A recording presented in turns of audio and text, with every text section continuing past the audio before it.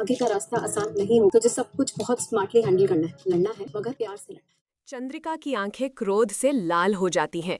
वो जोर से चिल्लाती है, विधि, पहले तुम ठहर कर ठीक से बताओ, आखिर सच क्या है? विधि कांपती आवाज में बोलने ही वाली होती है कि देव तुरंत बीच में आकर कह देता है, चाची, यहाँ कोई गलत फहमी है। विधि अचानक बेहोश हो गई थी और हम बस मदद कर रहे थे। चंद्रिका की नजरों में शक अब और गहरा हो चुका है।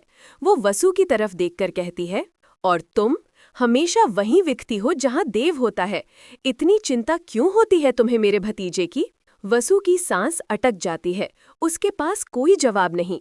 करणवीर सिंह कमरे में आता है, एक हल्की सी मुस्कान के साथ। आंटी, छोड़िए ना, विधि की तबीयत खराब है, बातें बाद में भी हो सकती हैं। लेकिन चंद्रिका तुरंत उसे घूर कर कहती है, और तुम बार बार देव को यहाँ क्यों बुला लेते हो?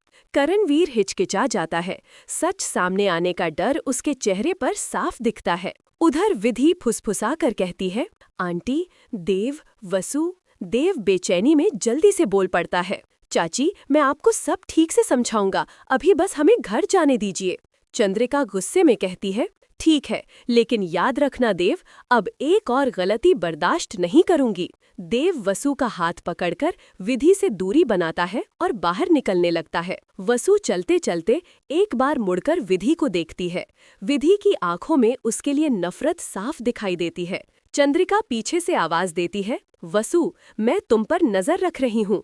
अगर मेरे परिवार को जरा सा भी नुकसान हुआ तो समझ लेना, सबसे पहले मैं तुम्हें ही दोष दूंगी। वसु अंदर ही अंदर टूट जाती है, लेकिन वो जानती है अब पीछे हटने का कोई रास्ता नहीं। जैसे ही वे दोनों घर की ओर निकलते हैं, चंद्रिका का संदेह अब एक तूफान बन चुका है।